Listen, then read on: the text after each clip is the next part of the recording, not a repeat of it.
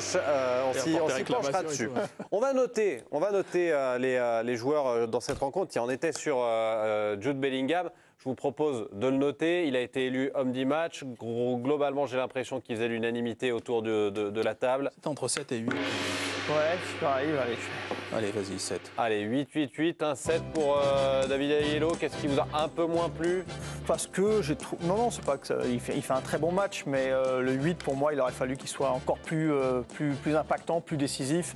Et surtout peut-être également que le niveau du match soit un petit peu plus intense. Donc voilà, je vais être un peu plus exigeant. Comme disait Samuel Eto'o, qui un jour avait appelé un confrère en lui disant « Mais t'as marqué que j'étais pas meilleur passeur de Liga ». Bah oui, t'es pas meilleur passeur de Liga. Génial, mais si, je suis meilleur passeur de Liga, parce qu'en fait, Julie et tout, ils concrétisent pas les passes que je leur donne. Ouais.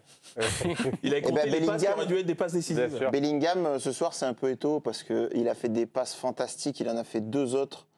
Une à Vinicius, l'autre je sais plus. Là. Oh là là. C'est des caviars. C'est pour ça 8, parce qu'en fait, moi je pense qu'il peut finir meilleur passeur européen cette saison s'il a les 3 devant là. Vinicius, Mbappé, il lit parfaitement les appels en profondeur de ses coéquipiers.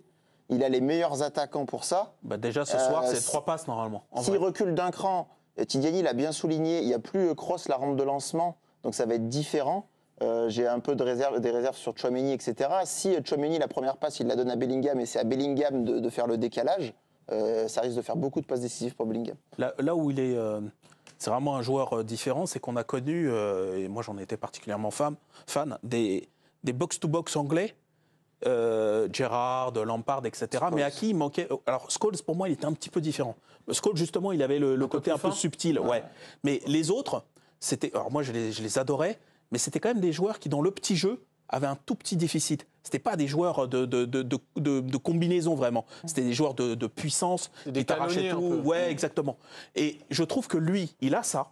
Mais en plus, il a cette espèce de pied un peu de velours, comme ça, très chaloupé, très relâché. La vista également, et une capacité d'élimination qui va au-delà du fait de trouver la bonne passe pour éliminer. Il est capable d'éliminer un gros frein. Moi, il n'est pas loin sur le portrait robot. Hein. Après, sur la production, il faudra voir. Mais sur le portrait robot, c'est pas loin d'être le milieu idéal, en vrai. Ce qui est très étonnant, c'est que tu as le sentiment que c'est que en puissance, parfois, même limite laborieux. Il est à la bagarre. Puis il casse la ligne, puis derrière, il y a cette petite passe qui vient de nulle part, la passe qu'il fait, dont tu parlais, Hugo, là, qui est sur la gauche. Même nous, on ne l'a pas vue à la télé. Hein. Où elle est relâchée. Il invente cette passe après qu'il a fait un énorme effort. Il faut garder cette lucidité pour voir le gars partir. C'est un truc assez... Il est très complet, costaud, en fait. Quoi.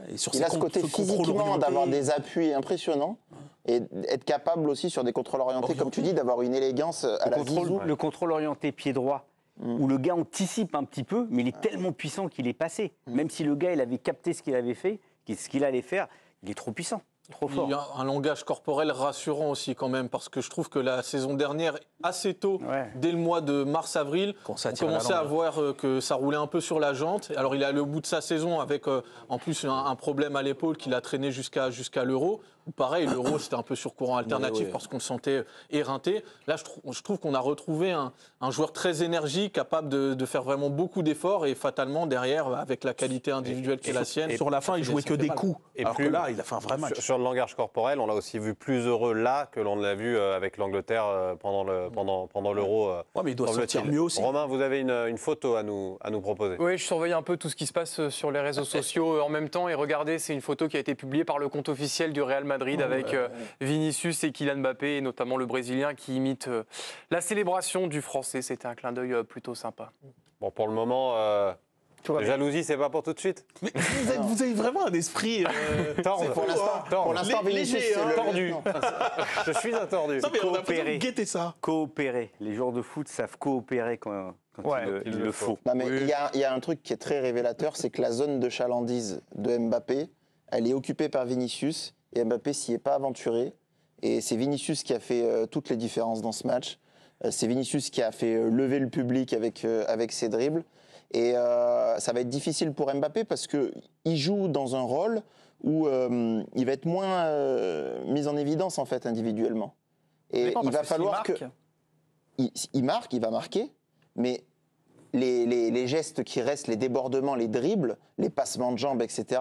Lui, il aime faire ça sur le côté gauche. Un peu moins souvent sauveur aussi. Sauf que là, c'est Vinicius qui fait ça pendant tout le match. Et le joueur qui marque les esprits au-delà de Bellingham, c'est Vinicius. Alors oui, Mbappé marque, mais on attend d'Mbappé aussi qui marque les esprits. Justement, Hugo, on va le noter, Vinicius, à vos plaquettes, messieurs, pour noter sa prestation. On a un 8 du côté du président, 8 pour David Aiello, 8 pour Dave, 8 pour Hugo et 7 pour Tiliani. J'aurais pu mettre 8 aussi. C'était 8. Vous voulez pas défendre son fait. Je ne veux pas me faire d'ennemis. Bon, il n'y a pas de débat. On a voté pour Vinicius, on a voté pour Bellingham. Je vais évidemment vous demander de voter. Le Kicks. Pour Kylian Mbappé. Qui on est obligé de lui mettre c'est dur, là. 6. Prends pas de risque avec 6 pour tout le monde. 6 pour tout le monde. Il a. C'est satisfaisant, 6. Parce qu'il marque. C'est satisfaisant. Il a marqué, mais alors. Ça prouve ce qu'on disait un peu tout à l'heure, c'est que le reste de sa prestation vous a pas convaincu, loin de là. Quoi. Non. Surtout en première période, je trouve. Moi, s'il ne marque pas, je suis pas loin d'aller lui mettre un petit 4. Il roule beaucoup sur le ballon. Après, en deuxième mi-temps, il a 2 coups où c'est un peu mieux. L'accélération côté gauche qu'il enchaîne sur le. Mais si on regarde bien sur le premier but, c'est peut-être lui qui doit être à la réception. Il se place mal, il ne fait pas le bon appel et c'est Valverde qui marque parce que lui, il fait l'appel en retrait. Donc voilà, il sauve son match par ce but et quelques petits coups qui étaient un peu mieux. Il n'est pas encore au niveau des autres en fait, sur la vitesse d'exécution, sur la compréhension même du jeu offensif. Pour l'intensité offensive, il n'est pas au niveau des autres, mais c'est normal. Oui, parce que juste un truc, tu disais Vinicius, il occupe cet espace-là, l'espace dévolu normalement à Mbappé, mais qui ne peut pas aller lui prendre.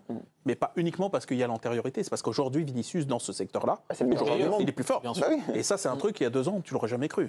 Vous l'avez compris, cette équipe du Real s'est imposée.